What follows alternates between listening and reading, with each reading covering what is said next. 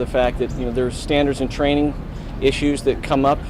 They were talked about today about how we can do things better and be more professional. The job as a police officer in a policing profession today is very complex. I think we're hearing the narratives and sometimes we're not always communicating with the right words. And today was an important opportunity to have that dialogue, to understand what we can do to be more involved in a community and what we can do to be more professional. Proud of the work that's done every day, but there's always work to be done to make it a better place. So it's a great partnership, and today was not the end. It wasn't just a conversation, but it was truly looking at what are the strategies, what are the things that are working, what are not, where do we need to put resources. And so today was a day of embarking on what next steps look like and not to just get caught up in the emotion. So thank you. Chief Beck. Good evening, I'm Charlie Beck. I'm the Chief of Police of the City of Los Angeles. Work for Mayor Garcetti. Work for the people. Work for the people. Second largest city in America with a huge history of police use of force issues and was obviously the igniting point for the 92 civil unrest, the 92 riots, the most costly riot in American history. And that had a lot to do with the Los Angeles Police Department and its breakaway from the community and its lack of trust by the community. We've worked very hard to restore that trust. We have a long way to go, but we've made much progress, and we got to share some of that with the panel today. It was an incredible experience to have the President of the United States spend all that time with 45 people, and every one of them got to have their say. Every one of them, from youth organizers to activists, police chiefs, mayors, governors, everybody got their say. So all of us got to hear positions that maybe we haven't heard before. All of us got to walk a little bit in each other's shoes. I think, and all of us agreed that the pathway through this for America is empathy. It's understanding the fear of being stopped by a police officer when you see the things that have happened and the way that they've been portrayed in the media, or the fear of a police officer, or the uncertainty of a police officer walking up on a car on a dark street. These are the kind of things that we learn from each other. These are the kind of discussions we have. And the important thing is that we came together for this discussion, and the President of the United States deserves full credit for that. For too long, this has been an issue that has been so polarized that there has been no discussion. There's only been a monologue. There's only been people putting forth their position and not hearing the other position. Well, that all ended today, and it will end in the continuing weeks following this in every one of the communities that was represented here, because one of the things the President tasked us with was to take this show on the road and to make sure that our communities had a chance to talk through this and to deal with the issues that are at the root of mistrust of the police and are at the root of the violence epidemic that hits America. So thank you all, and thank you for your attention to this. And do you share with Telemundo? Do you want something in Spanish? I see the MC logo, so. Okay, brevemente también en español yo quiero decir, esta reunión con el presidente y estos líderes del departamento de policía, alcaldes, gobernadores, activistas, etcétera, fue muy importante, criticar en nuestro país. Es un momento encontrar la humanidad entre la comunidad y los oficiales del departamento de policía. Gracias a Presidente Obama para este espacio. Este espacio es muy importante, resolver estos problemas y encontrar los sentimientos de la población de este país en este momento. Gracias a su liderazgo, este grupo, y tomaremos este proyecto, no solamente aquí en la Casa Blanca, pero en nuestras ciudades, nuestros pueblos, nuestras comunidades, a continuar este trabajo de reforma y también el apoyo de nuestros oficiales. Gracias. Sure. Do you feel there was a breakthrough in the meeting, and what do you feel the President's role is moving forward? Well, you can speak to it too, but one breakthrough I felt was both your comments and the comments that Brian made. We'll give you a full list of folks that were there. Where one individual started by, who's an activist, turning to the police and saying, I'm sorry for your loss. I feel the pain of those officers who died. And saying the power of us being able to actually say that to one another. Isn't a program, isn't a policy. Doesn't mean the work stops, but we have to start from that. To me, that was the breakthrough moment.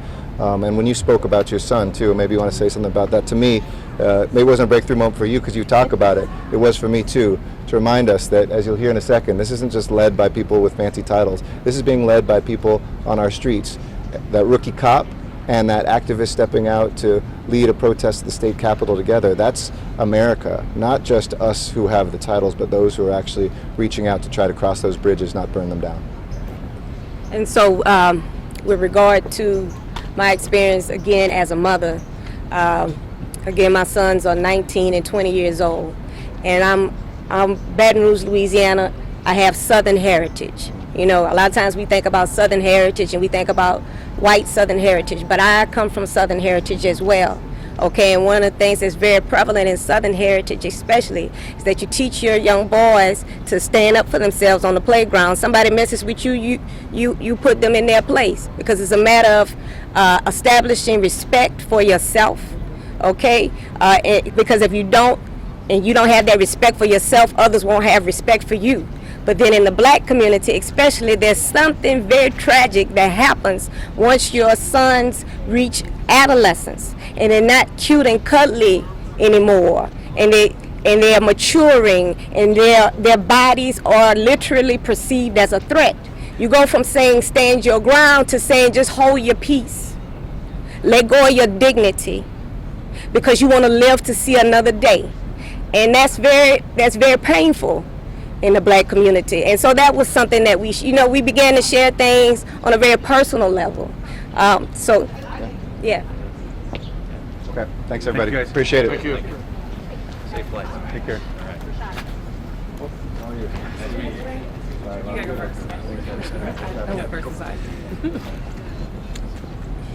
Yeah. So we just had a productive meeting with President Obama and senior administration officials.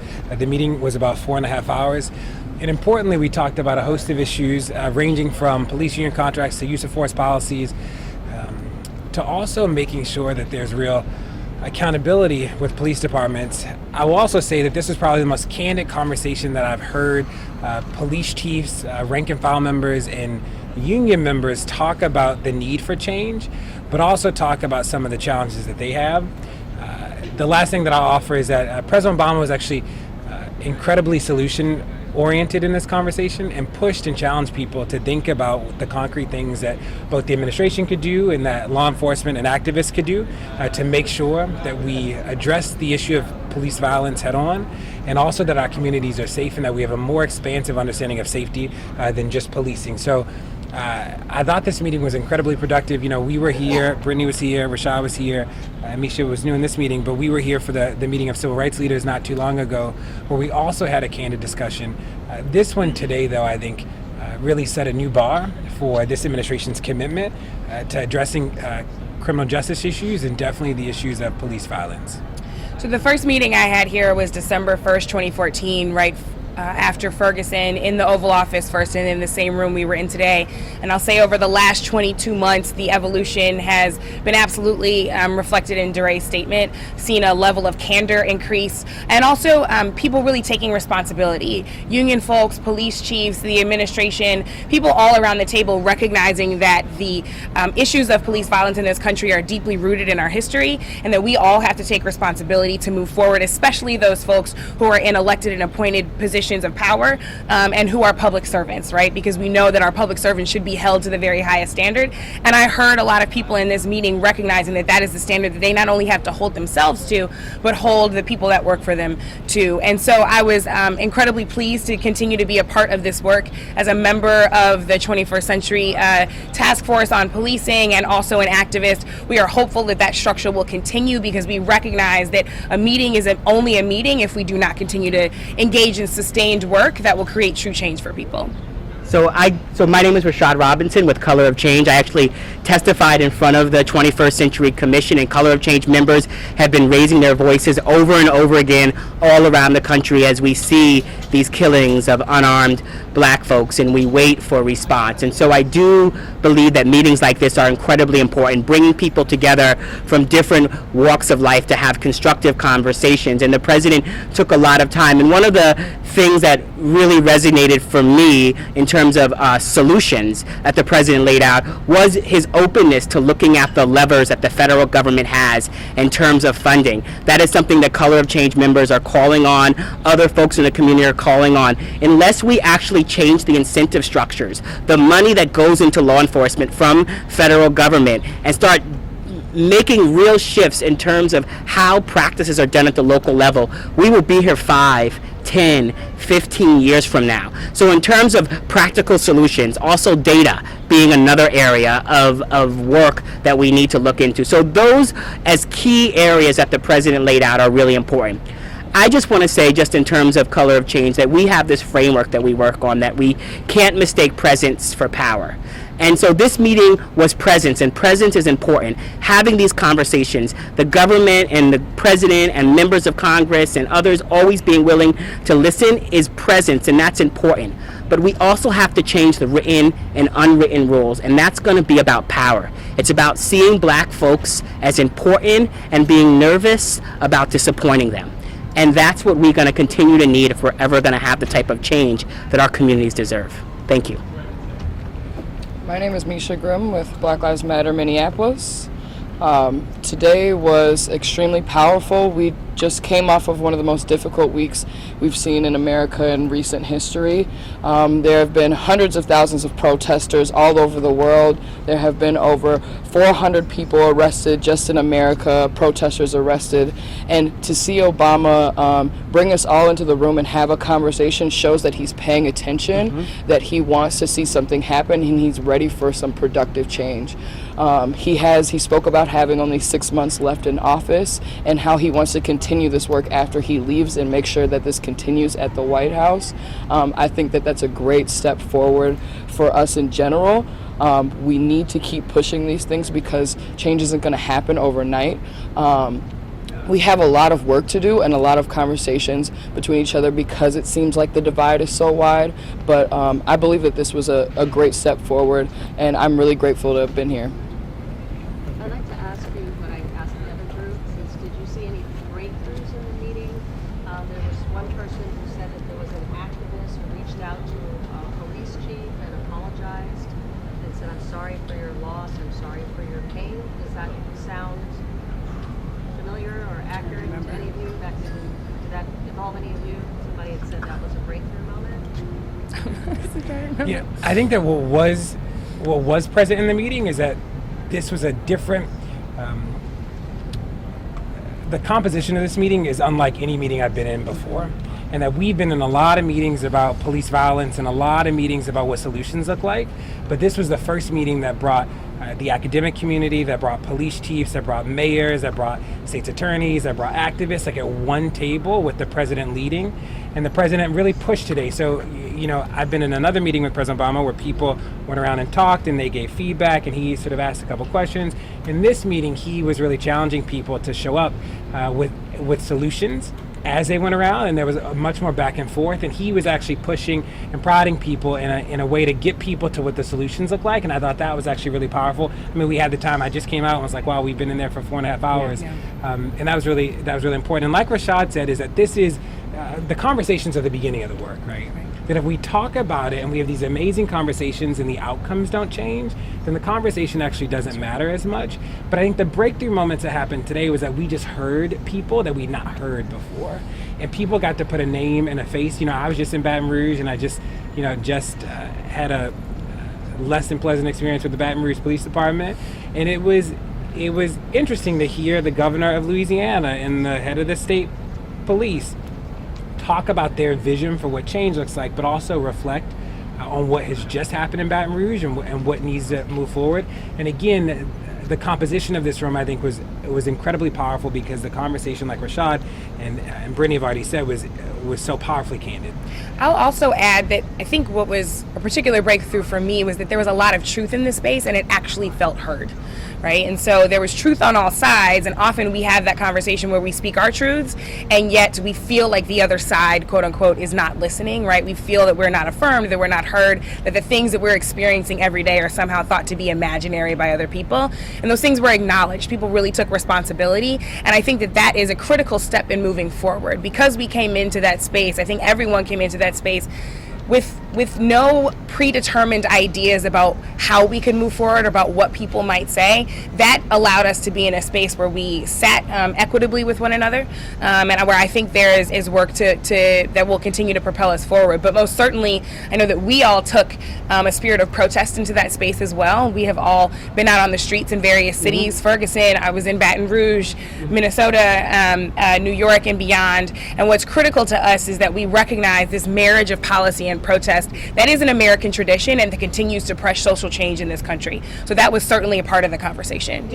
And just, you know, these conversations give us an opportunity to shine a light on the criminal justice system as a whole. And the president also, and members of his staff, continue to talk about the limitations of the federal government. And so I just want to say that, you know, in the last meeting, I brought up the role of district attorneys and the work that Color of Change and other groups are doing to hold district attorneys accountable around the country. And I talked about that again with him at the end of the meeting when I walked up and had some time, just the two of us, to say about the work that we're continuing to do around DAs. But that was also brought up. And so while there's work that we have to do at the federal level, there's work all around the country and communities, and we can't leave local municipalities off the hook as we come to the White House and have conversations about these issues. So the protests are going to continue, we know this. Absolutely. But the backdrop today, as you say, is different, something that you've never been to before, had something like this before. With that being said, do you believe, sitting at the table with people from the flashpoints, police officers and officials from the flashpoints, that you will be viewed differently? There will be a little bit more of an understanding as to your protest versus what we're hearing with some media putting out about Black Lives Matter and other groups. Do you think that there will be a difference in how you are approached when you march at the funerals, when you march next week, when you march the week after? What do you think?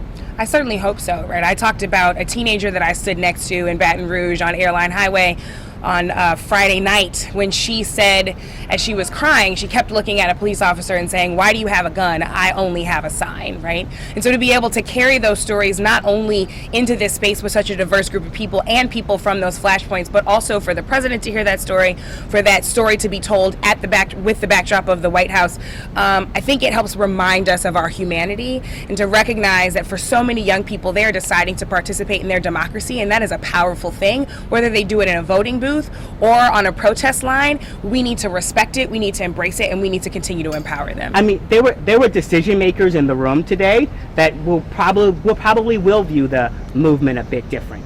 But by and large, we have a much bigger situation than an individual person in this room viewing us differently. We have a power imbalance. We have a lack of power and the lack of ability to be able to hold institutions accountable the way we need to hold them accountable. We have a lack of laws and lack of levers. And so if the folks in this room are able to channel any type of new understanding into the ability to change that, to change the imbalance in power, then that's going to be a benefit to this meeting.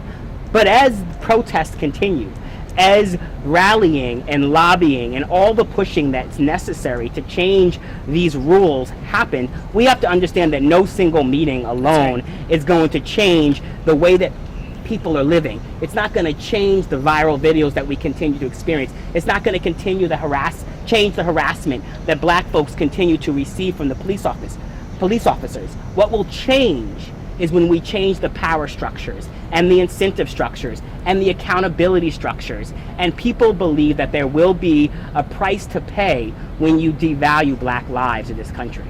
And the reality is that the protests don't end because we had a really productive meeting. The protests will end when the trauma ends and when systems and structures become more equitable and just. I believe that meetings like today get us closer to that because we have that candid conversation, and today what was different about it again was that it was heavily focused on solutions. So it was not a meeting that was like, help me understand what the problem is. in a different way. It was talk about the problem in so much as it helps you think about what the solutions look like and then put the solutions on the table. And like Rashad said, President Obama was really thoughtful about things like, potentially exploring different levers to use funding to hold police departments accountable, to incentivize certain things. And again, it was a very solution-oriented conversation today. As you know, Brittany and I were both in the street in Baton Rouge. Misha was just in the street in St. Paul, and Rashad continues to be in the street in New York City. The protests don't end because we had a good meeting. The protests end when the trauma ends. The movement continues. It will continue until the trauma is done. That's why I wore my Stay Woke button, to remember what the work is in here and what the work is when we leave. So what was the flashpoint? Last question. Was there any kind of point of contention? I understand Reverend Al Sharpton made some very pointed comments to the FOP. Could you talk to us about that or some other issues that were maybe tense moments? I had a tense moment with the FOP too. I think a couple of us did. Yes. In the meeting. Yes, in the meeting. Yes. Yeah. Well, Reverend Al Sharpton talked about how we really need to get to why protests are happening. And we had a lot of solutions on the table, but we really have to get to what is the reason why people feel the need to be in the streets. And if we can't really discuss what that is, if we keep talking around that issue, we're never going to find a solution for it. I think it's really easy for people to talk about community mistrust because it's a nice way to have this conversation. But when we really get down to it, we are talking about people dying and not being held accountable for who is doing it. And that's where we need to make sure we have something happen. Yeah. And in regards to unions, all of us actually brought that particular issue up because of this issue of accountability and the ways in which we've finally discovered that often the hidden part of this equation of justice, or injustice rather, are all of the things kind of hidden in police bills of rights and union contracts that often go under the radar. So preventing immediate interrogations, ensuring that police do not have access to evidence before they are interrogated, this kind of shadow justice system, as DeRay often refers to it, a shadow justice system that sits in those police union contracts that allows for police officers to engage with the justice system differently than everyday citizens like ourselves. And so actually that was something that we all brought up because it's something that we know has to be solved urgently in order for us to see justice in these situations. And certainly we all didn't agree on everything. Absolutely. And that we all brought different perspectives to the work, given our different vantage points. But what was important is that we listened, right? And I think that, like Brittany said, is that I think we all felt heard, even by the people who are not our natural allies in the space. And I think President Obama, to his credit, actually created a space for that today, because it was not just like a share out. It wasn't a room where everybody would just share it out. It was a space where he really challenged people to show up in a solution-oriented way that made people get out of there like, this is my experience and this is sort of what I think and I'm going to stay here, but really push them to say like, okay, given that experience, how do we actually solve the problem? And that was different. And again, we had the time to do it today because given the large number of people, like the 4.5 hours actually was to our benefit. But I think this was a different type of meeting, and I'm hopeful that this will lead to some concrete actions. It was 4.5 or 3.5 hours? 4.5. I mean, we went in there about 2:30. 2:45. Yeah, 2:45. Yeah. Yeah. Right. Thank you all. Thank you.